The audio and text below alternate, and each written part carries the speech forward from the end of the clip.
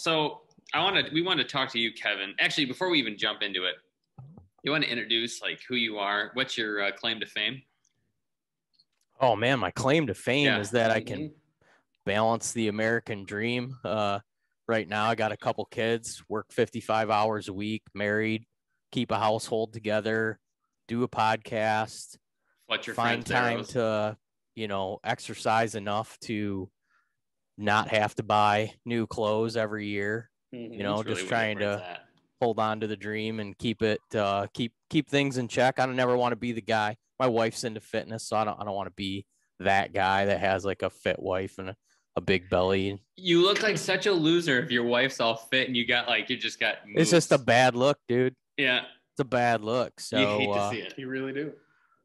Training right now for a half marathon trail run, actually, I believe on your guys' side of the state, somewhere north of the Grand Rapids area here in September. So I'm trying to fit all that in. But so I guess you need a cheering section. You need us to come out, give you some water or something like that.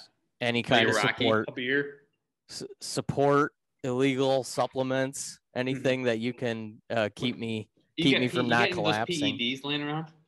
He could probably use some. No, none anymore. No more. Shoot, gets so angry when he takes those. It's not a pretty sight. So, anyways, if I had a claim to fame, I guess I would say that it's just being able to kind of keep things in check, and I spend a lot of time hunting. I spend a lot of time tinkering with equipment and shooting my bow. I spend a lot of time scouting.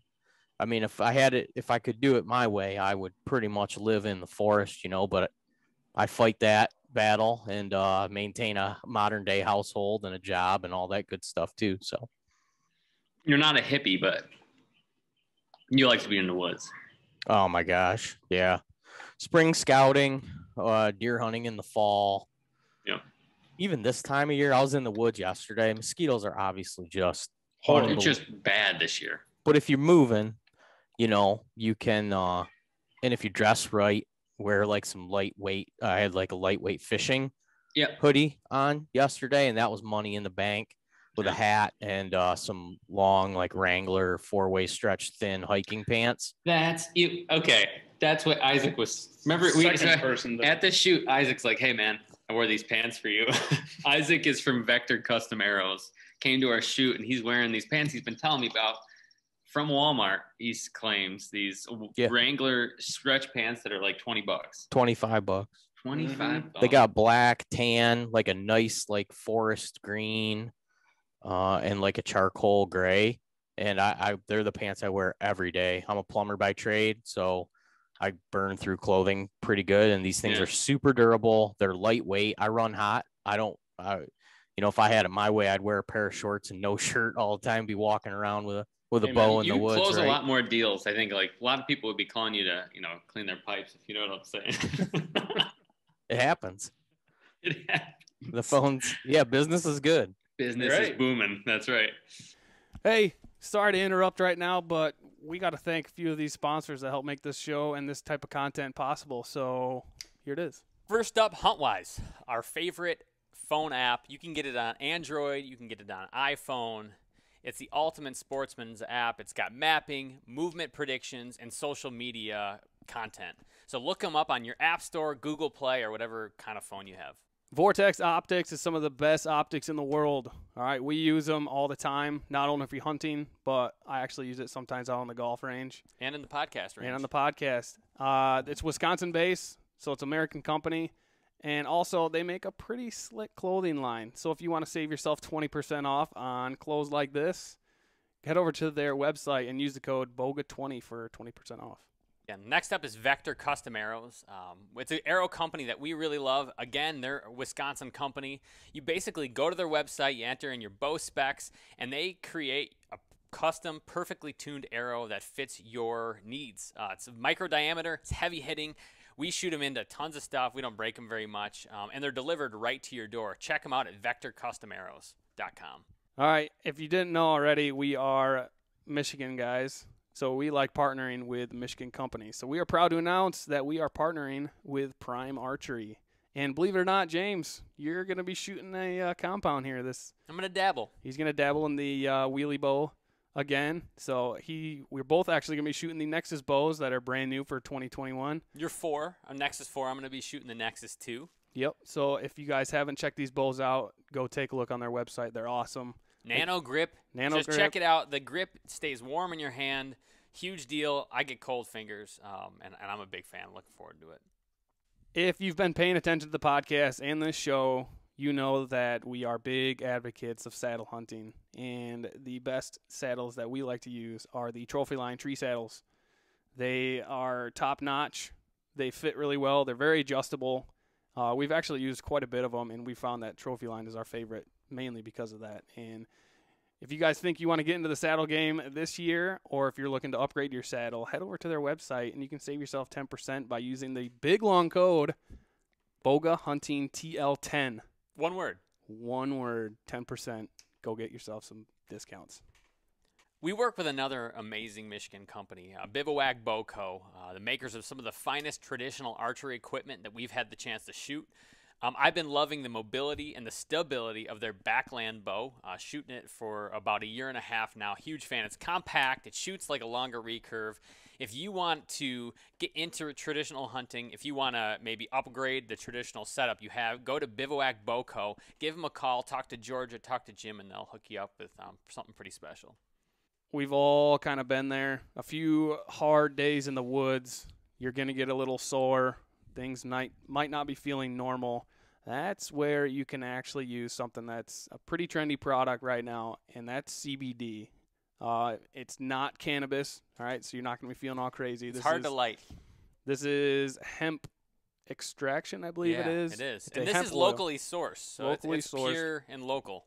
It's pretty much an oil with a dropper. You drop it on your knee and rub it in just like any other ointment. Or any other body part that might be hurting. Yikes. But we use it. It helps. You save yourself 10%. Go to their website. 20%. Yeah, 20%. 20%. Bowga. Sorry. Bowga 20. And now back to business. You got to look up here. And now back to business. That's funny. So you podcast. I mean, the way how I know you is I've seen some of the film or one of the films you put out. Cool backcountry Michigan hunting. And lately, what I feel like has been really interesting that you've been doing is this buck series. Everybody's posting about it. You want to give the background of this buck of significance in Michigan? Yeah, we kind of doing like a multi-part dig into one of the, if not the most legendary deer hunting stories of all time. Yeah. And that's the potential would-be world record whitetail that was shot in northern Michigan by Mitch Rampolla. And there's a lot of heavy opinions on both sides of it. But an interesting thing is when I kind of started digging into it, the closer I got to it, the more people that I met and talked to that I personally trust, telling me that they know it's real and that they trust it. Now, trust is a pretty, I don't know, man. I've seen some very trustworthy people do some not trusting things in the past. So I'm a skeptical for sure. Definitely less of a skeptical than when I started this. I've fielded a lot of phone calls recently that I'll be using here in the coming weeks for these coming chapters. Yeah. And this thing only gets more intense and more interesting. What, just for people who maybe don't know, set the stage a little bit. Like what's the controversy? When did this happen? Because this is, I mean, if anybody is like thinking or wondering about it, it's a buck that's got like donkey looking ears in the picture, a giant antlers spread, and the top of his head kind of looks funny. And there's a lot of speculation about it. 30-inch spread. 30-inch spread. Absolutely massive deer, 218 inches and some change. And in the early 90s, this gentleman by the name of Mitch Rampolla, who was already a highly decorated hunter, he had existing state records in the state of Michigan, existing state records in Missouri, and he had a bunch of big deer to his name already. And then there was, he was telling people he was on this big deer, and then potentially he shot this big giant deer. And then there became a controversy as to whether or not it was real. There was speculation that it was from a ranch. There was speculation that he did practice taxidermy. And so there was speculation that he, Frankenstein that thing together. Yeah, pretty much exactly. He put it together. So when you look at the rack, there's now a lot of pictures that I've seen recently. It's kind of resurfaced. People have sent me a lot of things. I look at a lot of pictures and it looks goofy and weird, but I also look at a lot of those pictures and it looks very realistic. Like there's some ones that aren't as popular, like the guys standing around the back of the pickup truck looking at it. Yeah. And just some random shots where it looks a lot more like just like a normal northern Michigan whitetail, just on an excessive level. Right. Sure. So, and then the ear thing was a big topic. People were debating that because the ears were flopped down, that it was a sign that maybe the tendons had been cut because, take the cape off and to manufacture it. But to be honest with you, since then, so many people have sent me pictures of deer that they killed or friends or family have killed where the ears look exactly the same or droopier. I've seen a buck like that. With ears that kind of go down. I've seen that before. It made me look back through my, I probably have, I have deer up at our cabin, deer in the basement, deer out here in the studio, deer in the house. I'd have to look it all over there, but I've probably killed somewhere between 15 and 20 bucks out of Michigan. Mm-hmm. And I looked back and I had 2 of them that had distinctly like droopy ears, whereas the other ones just seemed to be, and I couldn't really, I was thinking about when I had taken the photos and this and that, I couldn't really make any difference. The photos were all relatively shot after the deer were killed. Right. So, but I've seen that pattern since repeat itself. So I don't think that now is like is a deal breaker for me. I love the story. I feel like it's perfect for Michigan because I don't know, there's so much like tradition and history in Michigan, and there's like this certain type of intrigue around hunting. And it's just a great hunting story because it's shrouded in controversy, which I don't know. I remember hearing about it as a kid. I do too. Constantly being talked about. I mean, since the early 90s, we're still talking about this one buck, which is just, it's cool. Like I don't know. I feel like things are better because of stuff like that. The coolest thing about it is whether or not it is actually true. No one aside from probably Mitch and maybe a couple other people will ever know the validity to that. I could have him on here, today and have a polygraph test on him. And for the polygraph say, he's saying the truth, and people would still not believe it. So people are kind of set. But the coolest thing about it is the fact that it could be reality. And I think anybody that's spent a lot of time hunting up in northern Michigan knows that there's expansive landscapes and thick, dense cover that deer can get age on them. And when they do get age on them up there, a 4-year-old buck up, just if you're up north of the Gaylord area, it seems like a completely different subspecies of whitetails than it does down here in southern Michigan. I've shot some deer down here in southern Michigan that weighed over 200 pounds. Yeah. And they seem to be like longer deer, but they just don't have this stoutness like the deer up there. Man, they carry weight through their shoulders, their neck, their face, their head. It's it almost looks like a little bit of a different animal when you put them up next to each other. But a 4-year-old whitetail up there, and if a deer's able to get 6-7 years and around the area where he potentially shot that deer would have access to ag as well. It could literally winter in vineyards and fruit orchards. Yeah.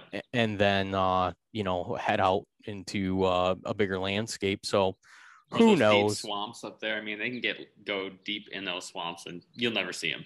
That's typically what a lot of the big deer do, is that they live on the edges of those swamps, and that's where they prefer to be if they're left alone.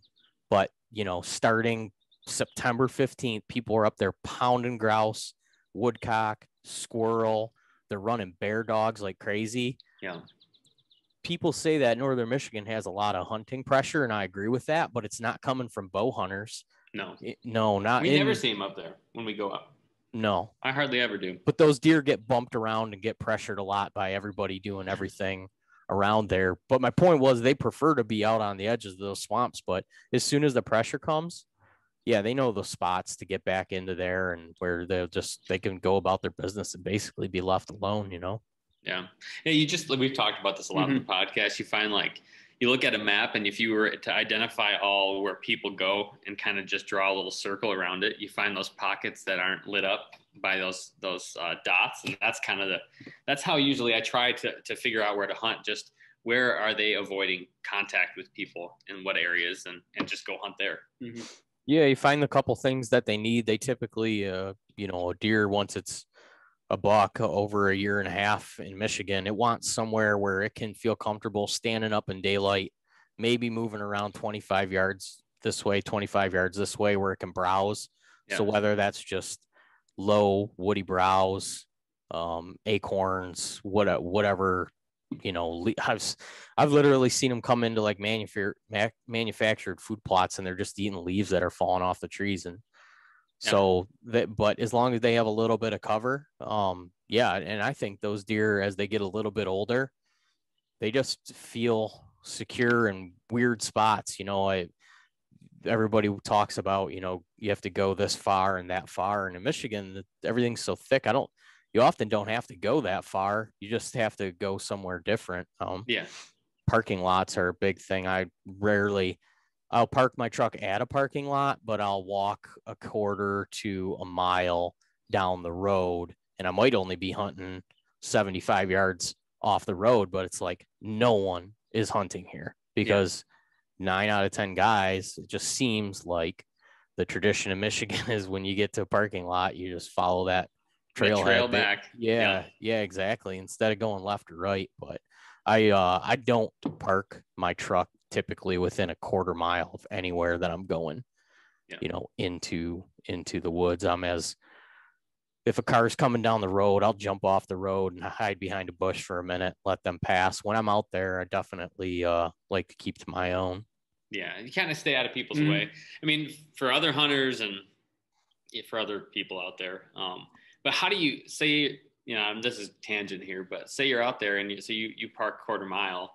You don't ever use your car to like deter people from hunting? Like, oh, they see a car in the parking lot, they're not going to go hunt there. I don't want them to have any clue that I've ever even been there. Okay. Yep. I asked because typically I've done the opposite, where I'll park and be like, oh, no one's going to hunt here. Who would hunt here? I'm already here. And last year I had a lot of issues with that. Yeah. Not to cut you off, but if that's happening, I look at it as though it's my fault and I'm not in a good enough spot. Because if these guys are finding the spot, then it's not where I want to be. It's not the spot. That's exactly kind of what we've talked about that a lot. Last year, spots that we would think weren't accessible or very accessible, people are getting back into now, where I hadn't seen people before, especially last year. Or accessing it through private land. That was what killed us too. That we think we got this corner area and some guy from private's coming the other way, where it's an easy walk. It took us like an hour to get out there the long way. Yeah. And he just walks right off his, the back of his field or whatever. Yeah. I don't have a lot of patience for, if I feel like there's hunting pressure that's negatively affecting me, I know that there's enough space. I mean, it's obviously a lot more challenging down here in Southern Michigan. I have limited access, limited public land. There's a lot more people on it. Yeah. But when I go up north, which is what I really enjoy doing up there, I'll just, it's so easy to avoid people for the most part. And if I'm not, then I kind of take a mental. I had a spot last year that I had a good evening. So, I mean, it was beautiful out on this rolling hills, oak flat. The elk were out there bugling. I saw a few doe. It was just it was like, I don't know, maybe like October 13th or something. Sure. It was beautiful. The only sound you could hear all night was acorns falling out of the trees. Nice. And it would like echo through the whole woods. It was so cool. And so I was jacked to come back up here in the morning. I had seen where the deer had moved the night before. I had a doe tag. I was up there for 2 days. I just wanted to bring a deer home. And so I had seen where deer had moved the night before. And fed around in the acorns. It's a big flat. So basically you go in there with like, maybe they'll feed here or maybe they'll feed there, but I was going to basically hedge my bets that they were going to be back in that same spot in the morning. And so I moved that morning, like 75 yards, and I was so excited. I got in there probably an hour and a half before daylight, because I was thinking the deer were going to feed around in there before they bedded. Mm-hmm. And then right as daylight broke, 2 guys came trucking through. And I mean, I was literally flashing them because I was up this, I was basically at the top, and they came in the bottom of this big drainage. Yep. And so they could see me flashing my headlamp for like probably 100 yards. Yep. And they just proceeded to walk right towards me. And I thought, maybe they have their heads down and they're looking at their feet and they're not seeing me. And then when they got there, they're like, "We seen you." And I'm like, "Yeah, come on, man. Appreciate that." But you know what? Those guys went to exactly where the deer were the night before. I didn't know that until after the fact. I thought they just walked through, and I was like, all right, whatever, it is what it is. I'm just going to sit in here. Mid-morning, I got down, didn't see any deer. And I took like 3 steps after I had my sticks and my stand packed on my back, and the guy's sitting like at the base of one of the oak trees, like maybe 40 yards from me. Oh, shoot. Really? Yeah. So I was like, all right, I guess that's how we're doing it. But I won't be going back to that spot, just because obviously there's some local guys there. They've keyed in on it. That's my tree, exactly. man. What are you doing in it? Yeah. That's pretty much, I got that sense after the way I was treated, that he's probably been hunting there a lot longer than I have. So I was like, whatever, you can have it. Yours. And that's the way to just keep things nice out in the woods. Yeah. Otherwise, things can get ugly. So you have a podcast, the Deerhunter Podcast. Yep. Why do you podcast? What's the background? How'd you end up in it? What made you think people need to hear my voice? It wasn't as much as that. I thought that was my thought process. It was more of, I was starting to realize how much I was learning from podcasting. Mm-hmm. And I thought if I could share what I was learning with a collective audience and then put a little different flavor on it, that we would pull a little bit of a different crowd. And so that's exactly what we did. We kind of already had a group of guys that got together, deer hunted all the time.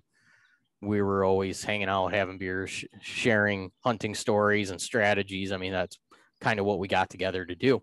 Yeah. So I thought, man, if I could just record that and kind of recreate part of our deer camp rhetoric that we have all year, I think people would enjoy that.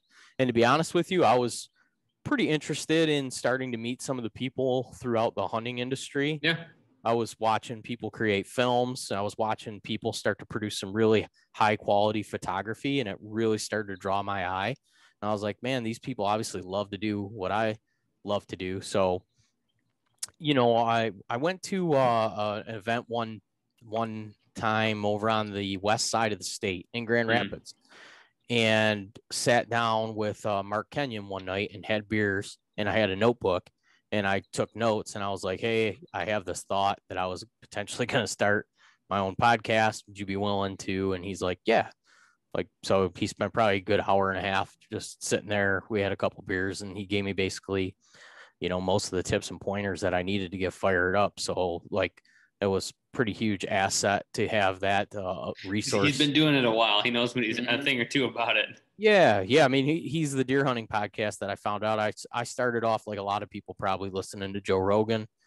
And actually, it was funny. The first Joe Rogan episode that I listened to, he had just gotten back from being in British Columbia with Brian Callen and Steven Ranella on a blacktail hunt. And so these guys are, a 3-hour conversation about hunting blacktail, and I'm just like, all right, I guess podcasts are my new favoriteest thing ever. Yeah, this is the best. Yeah, for sure. And then I found through a Facebook ad when Mark Kenyon had Mark Drury on his podcast. I found that and listened to it, and then I just got addicted to deer hunting podcasts, and eventually I decided that I was gonna do ours and do my own, and that was 5 years ago. A lot's changed since then, but that's how I got started. Yeah, it's funny, and we kind of came about it the same way. For us, I always felt like there was a selfishness about why because half of it's like, now I can, any of the questions that I've always wanted to know the answer to, I can ask directly to the person who knows better than me. Because, you know, I like to try in the woods, and I like to, you know, try to do well, but to have people on who are way better and who will probably be better hunters than I will ever be, and to pick their brain for 45 minutes, that's sweet. Oh, and so, yeah. you know, that's been my favorite part about doing this. I don't know about you. Same. Yeah. Ditto. Ditto? Yeah, you nailed it, man. Anything to add? No hot take on that? No. It's fine. The resources are Yeah. outstanding. The access to information, the resources, the amount of people that I know, and the connections with people that I now call friends and trust is pretty surreal, to be honest with you. You know, like, basically, if anything happened in some state and I wanted to like get on the ground information about it, like, once this is completely off topic, but when some of the big riots were happening over the summer in LA, I have a good buddy that, you know, he lives in LA. So it was like, that's the best way to ever get information. Yeah, know what's going on from ground zero, and to have like a phone book full of contacts of people that you trust that are of the same moral integrity as what you are is, dude, it's such a valuable resource. You're still rocking a phone book? Yeah, phone book. Digital phone book. No, a little black book. I think they are. The files are in the computer. That's right.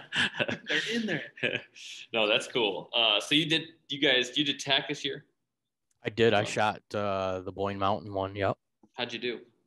I lost 2 arrows. I lost an arrow out of 40 targets. We shot the Prime course on Friday, and then the Yeti course on Saturday. You shot the Yeti course, right? On Friday, yeah. With him? What knock time did you guys have? Well, you shot the Yeti one on Friday? Yes. I shot it on Saturday. But on Saturday, we had the last knock time. Okay. Like which was nice because it cooled off a little bit on Saturday, and there was like a breeze. I mean, it was. And I did it with only 2 guys, whereas on Friday, I shot with most of the crew from Prime, and there ended up being 8 of us. So it was a slower go. You know, there's 7 people shooting than you. So it was nice on Saturday. It was just me and my 2 cousins, and we were kind of flying through. We jumped a few targets just to get ahead of some super slow groups. Yeah. But I mean, so many super slow groups. There was. Are you the guy when you go out? Do you wear your jersey and are you that guy? Or are you more the? No, I was the only person I saw all day with the sleeves cut off my shirt. Oh, that was because my second question, because there's that guy when you go to one, and the other guy is like full decked out. I thought there'd be more people like with sleeveless shirts, but apparently I was wrong. That. Did you? How are you? What'd you rock? I had just a t-shirt on. A lot of guys that go could be headed to the mountain, right? You know, in their camo from the shoot. Someone was fully decked out in like Sitka gear. The guys where I was with must have like not had shirts on because they were all wearing these. They popped them on real quick. They just popped them on real quick, but this was their first year there, and they're like, "Where are like the judges, man? Like, are they scoring the targets? Like, what, isn't this a competition?" I'm like, "No, I'm just trying to kill a foam deer. I'm trying to make it dead. Yeah, kill shot." He's like, "Oh man, I thought they'd take this more serious than this." Yeah. Like, well, some guys, this is like a thing. This is like competition stuff, you know. I wasn't going to squander the opportunity. I mean, I kind of on Friday. I mean, I'm not joking. I did cut the sleeves off my shirt on Friday because it was hot. Like, and I run hot already, so it was like, man, you know, I had a frame pack, and I was just trying to. I dumped a bunch of stuff out of my. I typically don't care too much about carrying weight, but I looked at it was about 100 degrees. Yeah. And the humidity was ridiculous, and there wasn't much of a breeze, and the sun was pounding. I'm like, dude, I'm emptying this bag, grabbing some extra water, and we're gonna get through this. And then I was like, you know what else is gonna happen? These sleeves are coming off this shirt. Yes, sir. And so I was kind of regretting it like halfway through because my backpack straps were rubbing on my shoulders. Yeah. And I was like, oh, this might not end well. But I was able to adjust. I was able to put a little more weight on my hips and loosen up my shoulder straps, and it wasn't a problem. But I mean, I was taking it fairly serious. I mean, I had, the pants that I would be hunting in and the boots and socks and the underwear combo. Like, I want to be as comfortable as possible. Yeah. And I had never shot anything like this. So I had legitimate concerns about being completely outclassed. And, I did not want to lose a bunch of arrows. Yeah. The only arrows that I have are my hunting arrows, and they're not like super cheap burners. No. So the fact that I, shot 2 courses and I lost an arrow to a tree on Friday, and I shot over a bedded mule deer on Saturday. So not bad though. And I know that target. Part of that is though for 2 things. And somebody was asking me this the other day. He went to our shoot and he was wearing Crocs, and he's like, yeah, everybody out here is with their crispy boots, and I got my Crocs on. They're red, white, and blue. Like, they're pretty legit. But I'm like, well, first of all, some people, like, you want to be, like you said, you want to be comfortable. It's pretty hot out. And a lot of times, like, your best performing gear is, like, your hunting clothes. And so people wear it.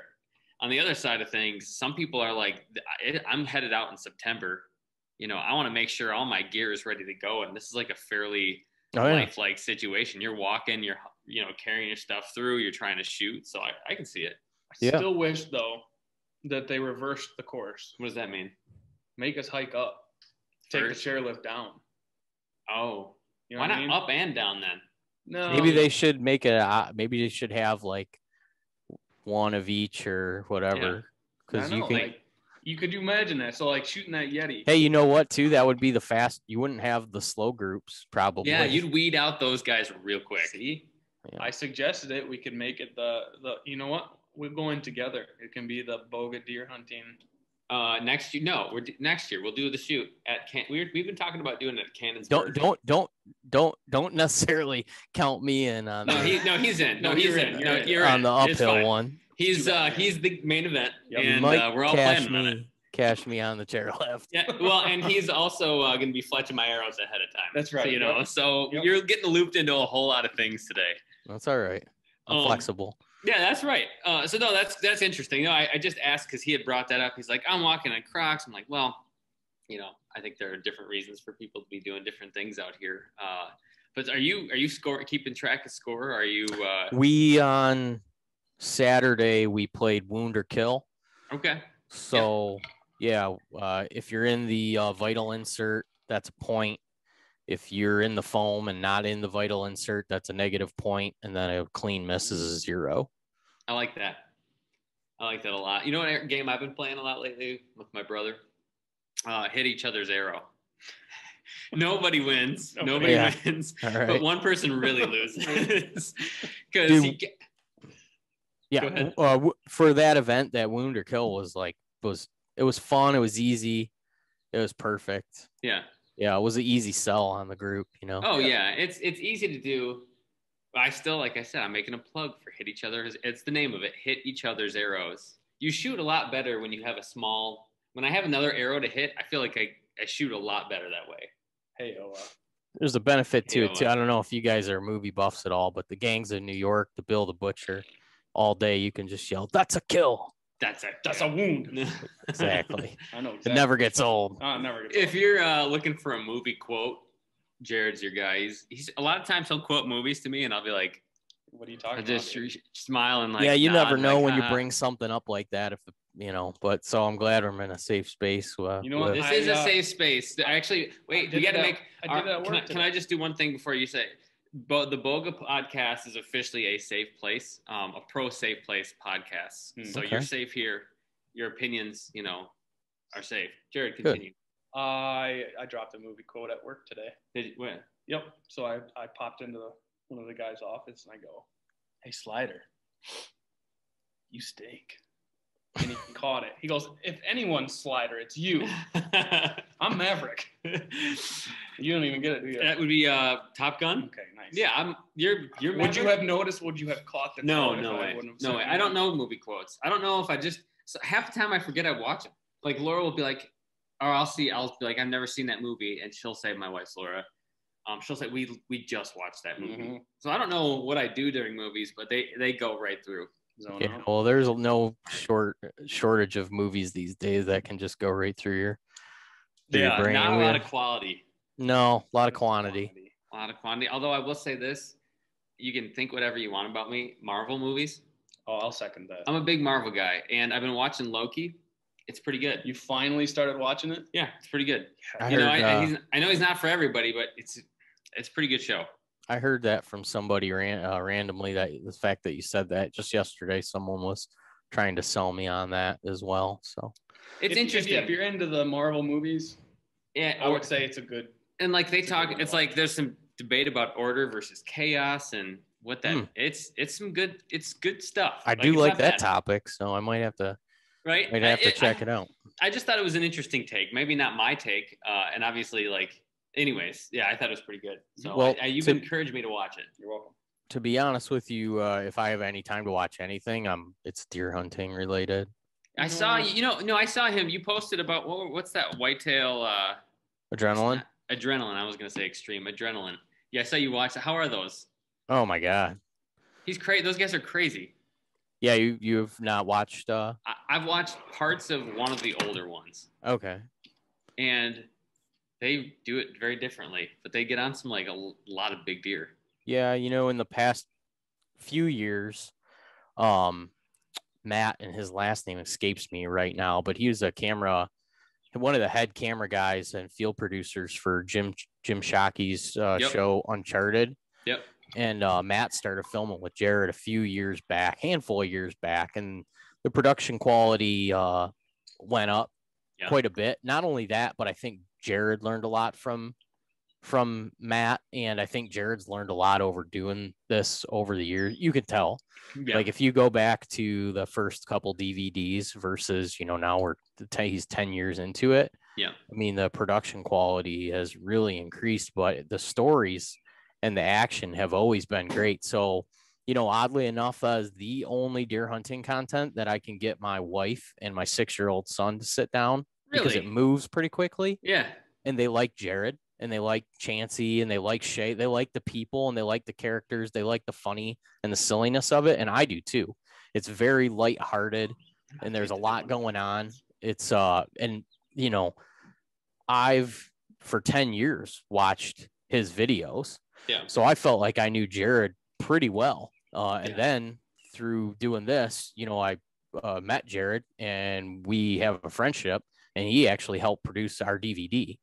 Oh, so cool. When we were done with our film, that was one of the things we decided that we wanted to do with it, was to try to put it on a disc so that it could end up in hunting camps and people would have a physical thing to hold on to versus just a digital download. Yeah. And so there's quite a bit that goes into making and producing a DVD. And I can believe that. There is. And thank God, Jared's just an outstanding person. And he volunteered. We traded some favors, and he volunteered his time. And he took it just like Jared Scheffler takes anything, super serious. He's, I went ahead and did this and did that and did this. He's calling me. I'm out on the boat on a Sunday drinking beer, and he's behind the computer working on my DVD. And I'm like, awesome. God, I feel guilty, but that he's wired a little differently than a lot of people as far as work ethic goes. He's finally maybe starting to back off of it a little bit and live his life. I've seen him out fishing and doing some stuff with the hunting public guys here as of recently. And the last phone conversation that I had with him was like, he was a little more like laid back, and I don't know. He just feels good about, I think, where he is with the business and the production and everything. It takes a while. You got to go hard, especially when you're first starting out. A lot more people.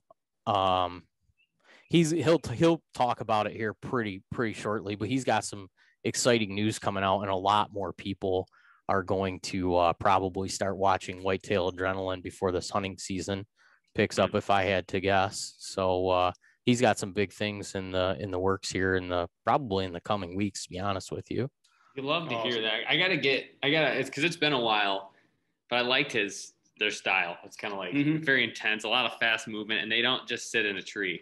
They're doing, which I like it's more fun to watch. Mm-hmm. Cool thing about Jared is he really pays attention to what, he's never been sponsored. So he's always paid attention to what his fan base and listeners and viewers their feedback and what they say.